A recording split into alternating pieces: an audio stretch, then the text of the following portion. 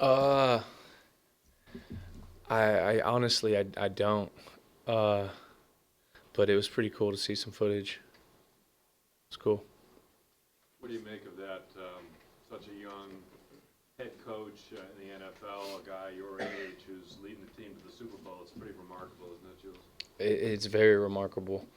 I mean, he's a stud. Anyone, I mean, he's my age, and he's leading an organization to a Super Bowl. Uh, it's it's unbelievable, and it's an testament to how much he knows the game, how hard he works. I love seeing it. He's Mac guy. He's a Mac guy. So you know, that Coach McVay and that coaching staff is going to have that team, uh, ready, and you know, we're going to have to take advantage of the preparation time that we have and get ready too. Julian, have you seen the footage of you hyping up Tom in a very unique way? I've seen some footage. Yeah, it's pretty funny. Do you kind of enjoy how we're all kind of nitpicking the sort of ways you guys are motivating each other? Because I know the narrative has been, or at least from our perspective, our perceptions of the team, the team's perception of what the media thinks. Do you find it's funny that you're able to kind of reverse engineer that and kind of use it as a way of having fun and motivating to a certain extent? That's a long, tough question. I don't even know how to read into that. But you like black out during the game, so what you say is what you say. Whatever it just comes to mind. Uh, so hopefully we'll be able to do some more motivating this weekend. Do some good stuff. Sorry. There's a lot of people around the country probably saying enough of the Patriots in the Super Bowl. What are your thoughts about I'm not really worried about that. I'm more worried about the opponent and the Los Angeles Rams and their defense and their schematics and Coach Wade and Talib and Roby and Peter. I mean, that's the stuff that you're thinking about because they're thinking about you. Julian, over the years, what's Tom meant to you just as a friend other than a teammate? I mean, he's been a great friend. I think that's helped our relationship on the field just because there's a friendship there. There's a caring for one another, and you could say that with a bunch of guys on this team as well. And it's just he's a quarterback, I'm a receiver. There's a lot of other guys that have that same caring with, and that's just because we've played a long time together, and you learn guys in and out. We see each other more than we see our families. So it's cool to get to play with guys that you have friendships with. What does Jason McCourty kind of mean to this team, especially his enthusiasm? He said that he kind of brings energy, while most of the people in this locker room have been to many Super Bowls. He brings the energy about the excitement. What does he bring, do you think, to this team? I Jason, he brings a veteran player that has seen a different perspective of things, and that's great for everyone to see. Young guys, old guys, coaches, staff. He's a guy that works his tail off, and this is like his first playoff run. He's been in the league for 10 years, 9 years, 10 years, 10 years, same year. So I mean, a guy like him having that mind around and that mentality and that kind of a chip, it's awesome. It motivates. Julian, how has your preparation physically and mentally changed for this game as opposed for saying the first time you won? How's it changed? I think you get to focus more on football a lot. I've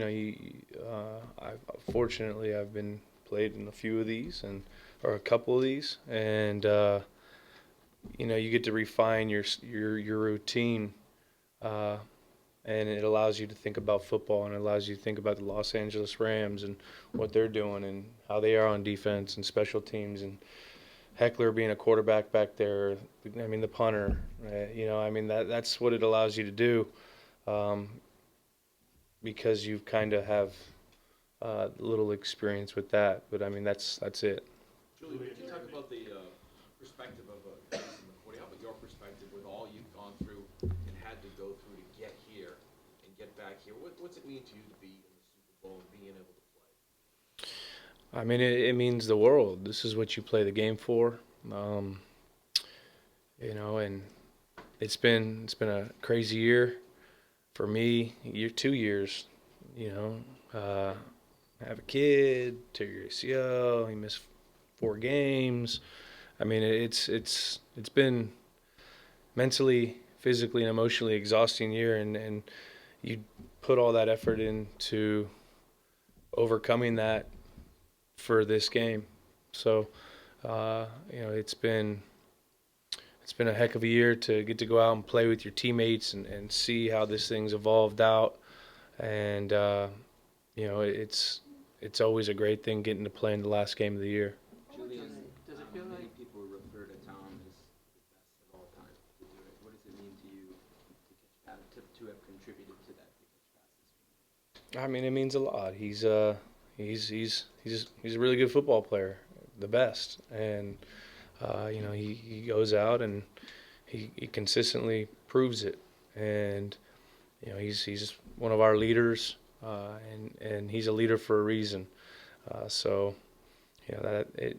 it's pretty cool to get to think that. I'm not necessarily focused on catching, not from the boat, the GOAT, best of all time. Blake Bortles. No, it's an ongoing joke with,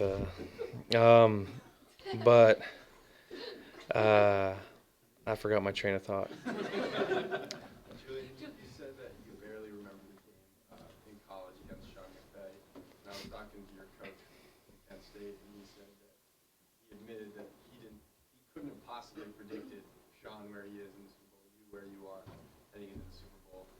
What does it say about the two of your stories, maybe both underdogs, both sort of long shots to be where you are now? I can't speak for him, but yeah, I don't. You asked. So what's the question? I guess my question is about the two of you. So if you can't speak for him, I guess that makes it more challenging. But I guess ignore it, disregard it. Then you answered it. Work hard. Jerry Rice made some comments about how you admired your attitude and how you played the game. What's it like to receive like those type of words right before you head to the Super Bowl? I got to live up to it now, right? When Jerry Rice says stuff like that. No, I mean that's an honor, and that's unbelievable things. I'm from the Bay Area, childhood, loving the Niners, and especially a guy like him. That's cool, but honestly, my focus is on the Los Angeles Rams, and